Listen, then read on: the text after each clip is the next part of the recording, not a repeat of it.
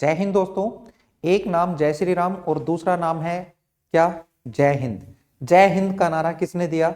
आपने लगातार देखा होगा कि भाई हमारी जो आजादी में बहुत बड़ा योगदान सुभाष चंद्र बोस जी का भी था।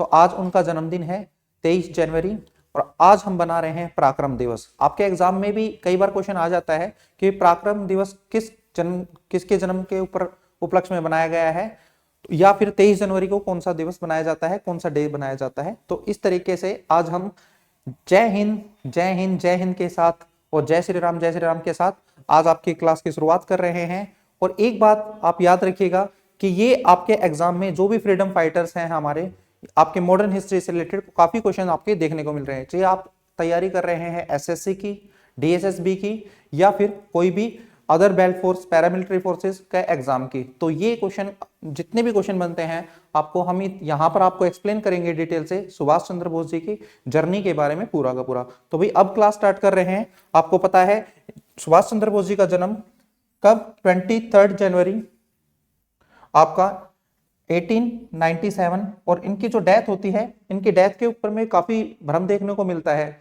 क्यों? क्या भाई ये बोलते हैं कि जापान के पास, जो उस टाइम में जापान के अंडर में था ताइवान, आज तो वो अलग से देश है ताइवान, लेकिन उस टाइम में जापानीज के अंडर में था, तो वहां पर प्लेन क्रैश हो गया था। इस तरीके से इनके बारे में बताया जाता है, लेकिन ये पूरा का पूरा भ्रम है।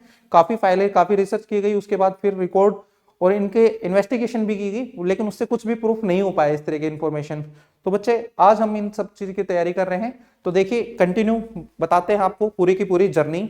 तो भाई आप कमेंट कर दीजिए जय हिंद के साथ जय श्री राम के साथ। तो ये देखिए जय श्री राम और साथ में जय हिंद, तुम मुझे खून दो मैं तुम्हें आजादी दूंगा, दिल्ली चलो, इस तरह के काफी नारे देखने को मिले। और जो पहला आजादी का जो फ्लैग है वो किसने होस्ट किया था? सुभाष चंद्र बोस जी ने। कहां पर? आप मुझे कमेंट करके बता सकते हो। अब कंटिन्यू क्लास करते हैं हमारी। तो देखिए सुभाष चंद्र बोस जी वाज बोर्न 23 जनवरी 1897 इन कटक। और ये कटक कहां पर है भाई? उड़ीसा में है। और आपका जो राइस सेंटर है, national rice centre research, national आपका नेशनल राइस रिसर्च सेंटर है, ये भी कहां पर है? आपका उड़ीसा कटक में है। तो बच्चे इस तरीके से चीजें आपको आप याद कर सकते हो और इनके नाम से रिलेट कर सकते हो। दूसरा भाई देखिए England in appeared for the Indian civil services, कि भाई ये इंग्लैंड गए, यहां से इंडिया से इंग्लैंड गए और उन्होंने क्या किया? सिविल सर्विस जो आईसीएस बोलते हैं, आईसीएस, अभी जो आप क्या कहते हो इसको आईएएस बोलते हो, जो आपका एग्जाम यूपीएससी लेती है, ठीक है, उस ये इंडियन एडमिनिस्ट्रेटिव आपको पता है ये एक एग्जाम होता है, ये है इंडियन एडमिनिस्ट्रेटिव सर्विसेज के अंडर। लेकिन उस टाइम में ब्रिटिश गवर्नमेंट के टाइम में इसको क्या कहा जाता था? Indian civil service. और ये वहां पर लंदन में जाते हैं और एग्जाम में कौन सा रैंक प्राप्त करते हैं? ये 4th रैंक आती है इनकी, और वहां पर ज्वाइन भी करते हैं। लेकिन देश के लिए, जो आपने देखा होगा कि गांधी जी से प्रभावित होकर वो वापिस आ जाते हैं इंडिया, और फिर जो गांधी जी का आंदोलन चला रहा होता है, मूवमेंट चल रहा होता है, उसमें पार्टिसिपेट भी करते हैं। तो वहां से रिजाइन दे देते हैं। Then competitive exam in 1920 and came out of the 4th in order of a merit. तो भाई इनकी जो रैंक है वो कौन सी आती है? 4th रैंक आती है। आप मुझे कमेंट करके बताइए पहला इंडियन जो आईसीएस में फर्स्ट टाइम जो आईसीएस सिविल सर्विस ज्वाइन किया था, उनका नाम आप मुझे बता सकते हो। देखिए अब कंटिन्यू करते हैं इनके बारे में। थोड़ा सा हम आपको देखो कम टाइम में ज्यादा इंफॉर्मेशन देने की कोशिश कर रहे हैं, ताकि आपका टाइम ना खराब हो और आपके एग्जाम से रिलेवेंट इंफॉर्मेशन आपको मिले, आपके एग्जाम पॉइंट ऑफ व्यू से, ताकि आपका कहीं ना कहीं क्वेश्चन, एक भी क्वेश्चन आप इस तरीके से अटेम्प्ट कर पाते हो, तो भाई हमारा भी योगदान होगा आपकी जर्नी में, आपकी नौकरी में।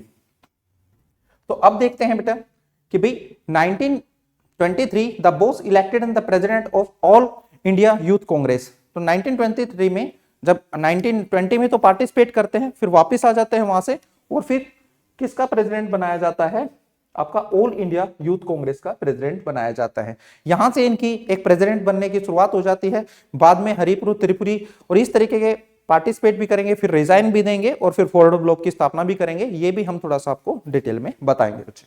अब आप देख सकते हो इसमें कि भाई ये जो जर्नी है इनकी, the Bose took and the elected president Indian national Congress, ये आपके एग्जाम में काफी बार पूछा भी जा चुका है इस तरह का क्वेश्चन कि भाई ये कब इलेक्टेड, फर्स्ट टाइम इलेक्ट कब हुए इंडियन नेशनल कांग्रेस का, इंडियन नेशनल कांग्रेस में फर्स्ट टाइम कब कहां पर इलेक्ट हुए, हरिपुर। अब आप मुझे कमेंट करके बताइए जो हरिपुर है वो कौन से स्टेट में, अभी फिलहाल कौन सा स्टेट है, आप मुझे कमेंट करके बच्चे बता सकते हो। उसके बाद देखिए बोस वाज री इलेक्टेड, दोबारा से रिलेक्ट होते हैं 1939 त्रिपुरी सेशन में। कांग्रेस का हर साल दिसंबर में सेशन चलता होता है, तो इसी तरीके से उनके लिए एक चेयरमैन या प्रेसिडेंट चुना जाता है, और ये जो प्रेसिडेंट हैं ये फिर काम करते हैं CWC कांग्रेस वर्किंग कमेटी जो काम करती है पूरा का पूरा संगठन, उसका लीडरशिप इनके अंडर में चलता है। तो आप ये देखिए but the soon registered resign from the presidency, फिर बाद में वो रिजाइन दे देते हैं। ऐसा क्यों होता है, तो भाई ऐसा इसलिए होता है, उसके पीछे बहुत ही इंटरेस्टिंग रीजन है। जब ये आपका त्रिपुरी इलेक्शन लड़ रहे होते हैं तो गांधी जी का एक कैंडिडेट होता है जिनका नाम होता है पिटाभी सीतारमैया, आप यहां पर देख सकते हो पिटाभी सीतारमैया जी। ये भी गांधी इनको भी पार्टिसिपेट करवाते हैं, इलेक्शन लड़वाते हैं, लेकिन ये हार जाते हैं, जिसकी वजह से गांधी जी थोड़ा नाराज सा हो जाते हैं। क्यों नाराज हो जाते हैं, मैंने अभी आपको एक बताया था CWC कांग्रेस वर्किंग कमेटी। तो कांग्रेस वर्किंग कमेटी में जब क्या होता है कि भाई ये काम एक जैसे ही कोई भी प्रेसिडेंट बनता है कांग्रेस का, तो उस टाइम क्या होता है कि वो सलाह लेने के लिए जाते हैं गांधी जी से कि भाई आगे कैसे हम रिप्रेजेंट करेंगे अपने ऑर्गेनाइजेशन को, क्या क्या कार्य करेंगे। तो ये पूरा की पूरे सलाह एक तरीके से सुभाष चंद्र बोस भी जब प्रेसिडेंट बन जाते हैं इलेक्शन जीतने के बाद तो गांधी जी के पास जाते हैं, लेकिन गांधी जी उनको मना कर देते हैं, सजेशन देने से, राय देने से अपनी मना कर देते हैं। सुभाष चंद्र बोस को थोड़ा लगता है क्या अजीब सा कि भाई गांधी जी मना क्यों कर रहे हैं, फिर उनको समझ में आता है कि हाँ भाई पिटाभी सीतारमैया की वजह से हो सकता है गांधी जी नाराज हों। लेकिन आप देखिएगा अभी भी सुभाष चंद्र बोस जी के मन में ऐसा गांधी जी के प्रति कुछ लगाव नहीं था। आपको पता है कि बर्मा से वो जब वो स्टेशन पे बात कर रहे होते हैं तो the father of Indian nation, राष्ट्रपिता जो आप कहते हैं गांधी जी को हम, वो किसने कहा था फर्स्ट टाइम संबोधित किसने किया था, सुभाष चंद्र बोस जी ने किया था।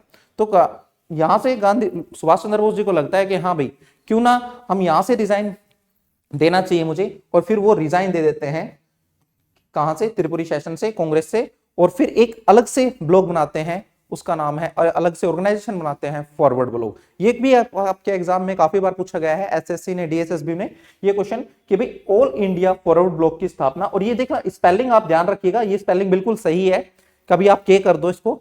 तो ये एक ऑर्गेनाइजेशन बनाते हैं, और ये ऑर्गेनाइजेशन कब बनाते हैं 1939 में, ये ध्यान रखिएगा 1939 में ये अपना फॉरवर्ड ब्लॉक की स्थापना करते हैं और फिर चलते हैं आगे जर्नी में। तो इस तरीके से उनको लगता है। आप मुझे कमेंट करके एक बात बताइए, जब सुभाष चंद्र बोस जी ने त्रिपुरी सेशन से रिजाइन दिया था तो उसके बाद कांग्रेस के प्रेसिडेंट, मतलब कांग्रेस का जो पूरा सेशन है वो कौन चलाते हैं, कौन प्रेसिडेंट बनते हैं, आप मुझे कमेंट करके बच्चे बता सकते हो।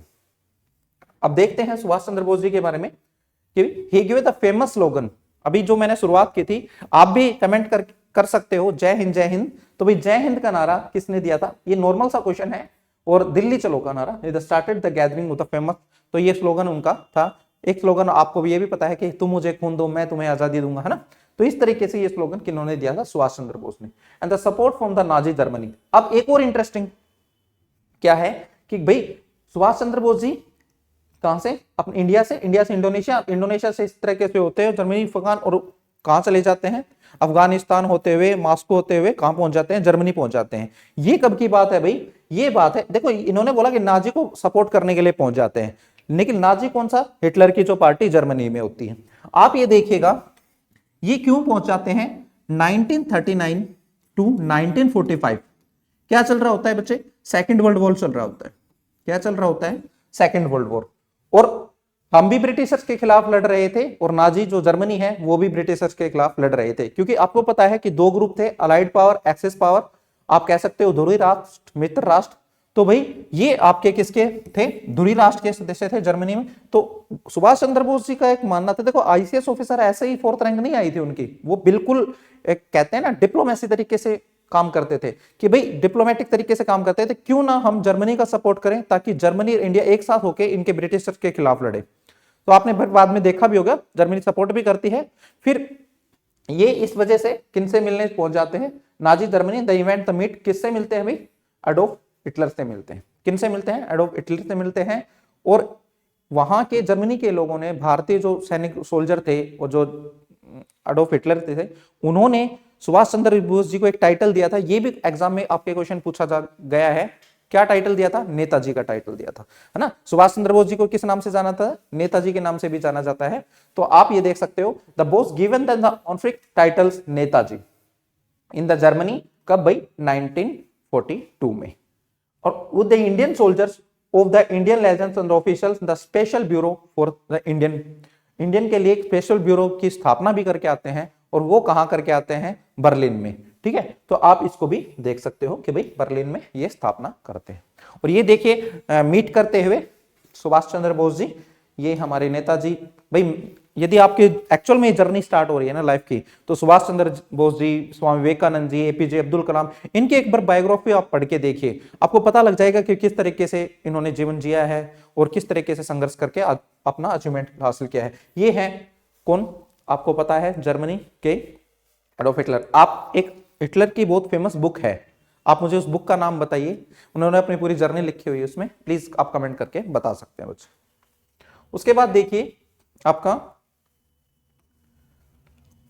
सुभाष चंद्र बोस जी के बारे में मैंने अभी आपको बताया था 6 जुलाई 1944 में the address the Mahatma Gandhi as the father of nation.